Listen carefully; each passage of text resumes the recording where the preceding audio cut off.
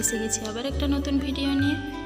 তো ভিডিওর টাইটেল আর থাম্বনেল দেখে নিশ্চয়ই বুঝে গেছে আজকের রেসিপি কি। তো চলো, আমার তেল গরম হয়ে গেছে, তেলে দিয়ে দেবো শুকনো লঙ্কা, তেজপাতা, গোটা গরম মশলা। এবার কেটে রাখা পেঁয়াজগুলো দিয়ে দেবো, চেরা কাঁচা লঙ্কা দিয়ে দেবো।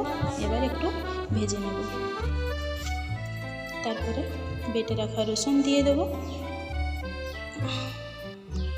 রসুনটাকেও একটু ভালোভাবে নাড়াচাড়া করে বেটে রাখা আদা দিয়ে দেবো। আদাটাও একটু ভালোভাবে নেড়ে চেড়ে ভেজে নেব। আদাটা এইভাবে একটু ভালোভাবে নেড়ে চেড়ে ভেজে নিতে হবে। ভাজা হয়ে যাবে, কিছুটা ভাজা হয়ে যাবে। দেখো আমার ভাজা হয়ে এসছে। এইভাবে একটু ভালোভাবে ভেজে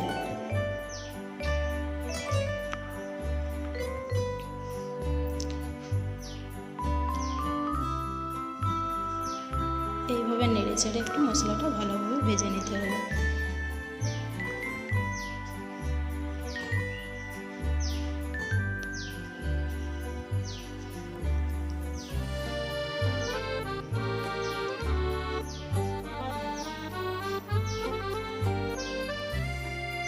আদা পেঁয়াজ রসুনকে ভালোভাবে ভাজতে হবে।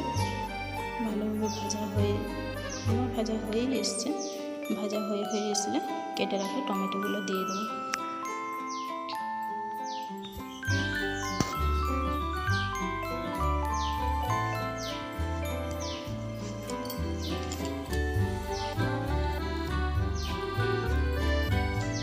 এবার কেটে রাখা টমেটোগুলো দিয়ে দেবো।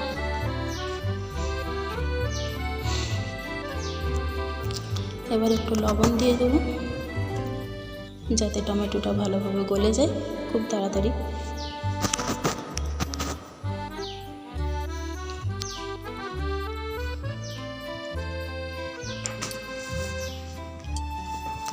এখানে আমি একটা গুঁড়ো মশলার পেস্ট করেছিলাম, সেটা স্কিপ করে গেছি। পেস্টটাই ছিল হলুদ গুঁড়ো, লঙ্কার গুঁড়ো, জিরে গুঁড়ো, ধনে গুঁড়ো আর একটু কাশ্মীরি লঙ্কার গুঁড়ো।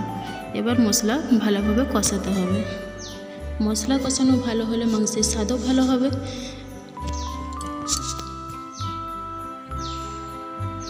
মশলাটাতে একটু লবণ দিয়ে দেব। এবারে মশলাটা তেল ছাড়া পর্যন্ত কষাতে হবে ভালোভাবে। দেখো মশলা থেকে আমার তেল ছাড়তেও শুরু করে দিয়েছে। মশলাটা ভালোভাবে কষাতে হবে, এইভাবে নেড়ে চেড়ে। আর হ্যাঁ, আঁচটা একটু মিডিয়ামে রাখতে হবে, নইলে ভালোভাবে কষানো যাবে না, মশলা পুড়ে যাবে।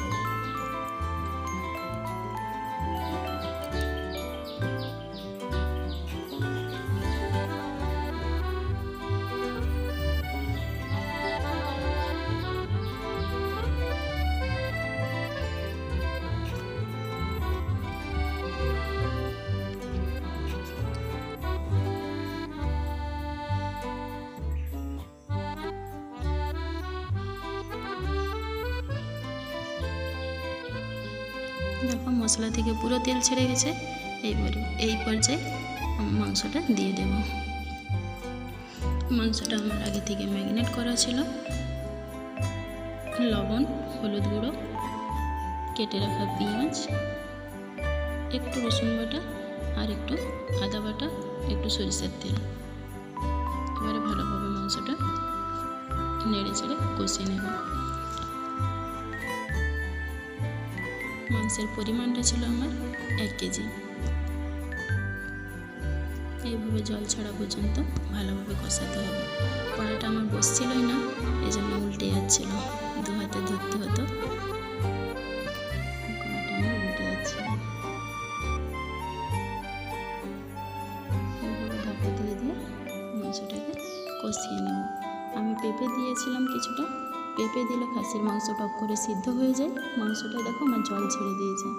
পেঁপেটাও দিয়েছি, টপ করে সিদ্ধ হয়ে যাবে। আর পেঁপেটাও খেতে খুব ভালো লাগে। ভালোভাবে ঢাকা দিয়ে কষিয়ে নিতে হবে মাংসটা।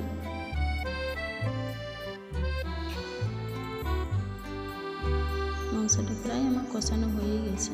আর একটু ঢাকা দিয়ে দিতে হবে। দেখো কষানো হয়েই এসছে মাংসটা। আলুটা আমার ভাজার সময় অনেকটা ভাজা হয়ে সিদ্ধ হয়ে গেছিলো, এই জন্য আলুটা পরে দিয়ে এলাম। আলুটা দিয়েও একটু ভালোভাবে কষিয়ে নিয়ে জল দিয়ে দেব।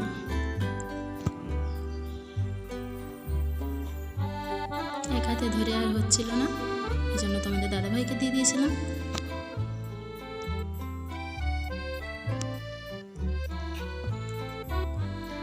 দেখো মাংসটা আমার ভালোভাবে কষানো হয়ে গেছে। এবারে হালকা গরম জল করে দিয়ে দেব, যেমন ঝোল খেতে পছন্দ করো সেই রকম। আর খাসির মাংসের একটু ঝোলই বেশি ভালো লাগে। ঝোল পড়তেও শুরু করে দিয়েছি।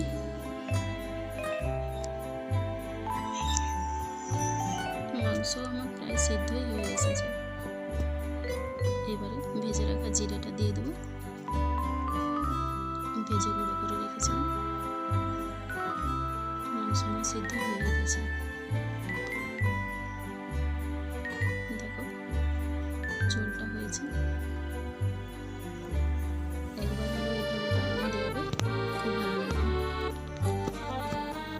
খুব তাড়াতাড়ি হয়ে যাবে। আর একটু পেঁপে দিলে।